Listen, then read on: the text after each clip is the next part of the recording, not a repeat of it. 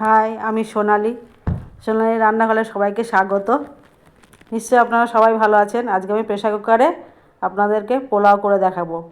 Pressure কুকারের মধ্যে এই চাল ধোয়া ছিল, দিয়ে দিচ্ছি। কীভাবে তাতে করে মাখিয়ে মুখিয়ে দেখেন বসিয়ে দেবো, একটু দেখবেন 2 মিনিটে প্রেসার কুকারে পোলাও কমপ্লিট।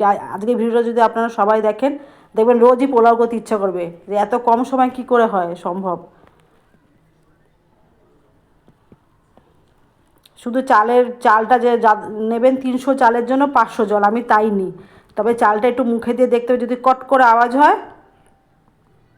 গ্যাসটা হ্যাঁ জ্বালিয়ে দিলাম। যদি চালটা কট করে আওয়াজ হয় তাহলে 300 চালের জন্য 500 জল। আর যদি দেখেন যে চালটা নরম থাকে, গোবিন্দভোগের চাল, তাহলে সমান সমান জল নিতে, যতটুকু চাল ততটুকু জল। আমি এর মধ্যে নুন দিয়ে দিয়েছি, হলুদ দিয়ে দিয়েছি, গরম মশলা দিয়ে দিয়েছি, একটুখানি তেজপাতা, এলাচ, দারচিনি সব, হলুদ দিয়ে দিলাম। এবার চিনি দিয়ে দেবো। সব কিছু দিয়ে মোটামুটি মেখে নেবো, আর কিছুই না। প্রেসার কুকারের মধ্যে গ্যাসটা জ্বালিয়ে দিয়েছি, কম ধিমে আছে, একটু আছে, হ্যাঁ। এবার সব কটা মিশিয়ে নেবো। এবার এর মধ্যে একটু, হ্যাঁ, ওই এক বাটির মধ্যে তেল আর ঘি মিশিয়ে ছিল, সেটা প্রেসার কুকারের মধ্যে ঢেলে একটু নাড়িয়ে নিলাম। ওদিকে পরিমাণ মতো জলটা গরম বসিয়ে দিয়েছি বাটিতে, গরম হচ্ছে। এবার সব ভালো করে মিশাবো। প্রেসার কুকারটা একটু মশলা মাখানো লাগছে, কারণ হচ্ছে আমি প্রেসার কুকারে আগে ফুলকপি রোস্ট বলেন, ভাপা বলেন, যাই হোক, সেটা আমি বানিয়েছিলাম, তো ওই প্রেসার কুকারটা ধুতানো, ওর মধ্যে মাখে মুখে বসে বলে হয়ে গেছে। এবার কাজু কিশমিশ দিয়ে দিলাম। আবার একটু নাড়িয়ে নিলাম। এই দেখেন, এইভাবে সব মাখিয়ে নেবো ভালো করে, চালটার সঙ্গে এগুলো সবগুলো মাখিয়ে নেবো। আর একটু হলুদ মনে হচ্ছে কম হলো, তাই দিয়ে দিলাম।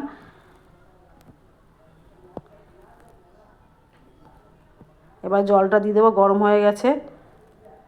জলটা দেওয়ার পরে ঢাকনা বন্ধ করে একটা সিটি ফেলে পোলাও কমপ্লিট। কিন্তু আর একটা কথা, সিটিটা পড়ার সময় যখন ঠান্ডা হয়ে যাবে সিটিটা, তখনই আপনারা খুলে সেটা কিছু ঠান্ডা পাত্রে ঢেলে নেবেন। যদি বেশি করে রেখে দেন তাহলে কিন্তু দলা পাকিয়ে যাবে। দেখবেন আমি কীভাবে করি। একটু নুন লাগবে মনে হচ্ছে, নুনটা দিয়ে দিলাম একটুখানি, দিয়ে জলটা দেওয়ার বোঝাই যায় কি কম না কি কম। আপনারা একটু টেস্টও করে নিতে পারেন, যদি সব দেখেন নুন চিনি সব ঠিক আছে জলে, তাহলে আর কোনো টেনশন নেই। ব্যাস, এবার ঢাকনাটা আটকে একটা সিটি, হাই আছে একটা সিটি, ব্যাস। এবার দেখুন হয়ে গেছে। যেই বাটিটার মধ্যে আমি একটু ঘি মাখিয়ে নিলাম, আমি আগে দিয়ে ঘিটাকে একটু গরম করে যাই, দেখেন ঢেলে নিলাম সঙ্গে সঙ্গে। একটা সিটি পড়ার সঙ্গে সঙ্গেই আমি এটাকে নামিয়ে নেব, নাহলে প্রেসার কুকারের মধ্যে থাকলে কিন্তু বেশি হয়ে যাবে। এটা কিন্তু মনে রাখতে হবে সবার।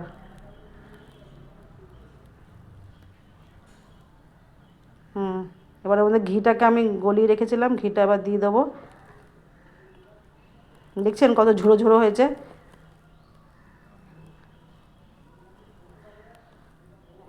দেখেন একদম ঝুড়ো ঝুড়ো, কোনো দলা পাকানো না, কিচ্ছু নেই।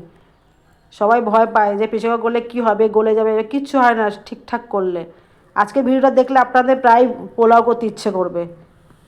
একটুখানি ভাজা মশলা দিয়ে দিলাম, আমি করে রেখেছিলাম, দিলেও হয়, আপনারা দিয়ে। আমি কিন্তু কোনো কালার ব্যবহার করি না পোলাও।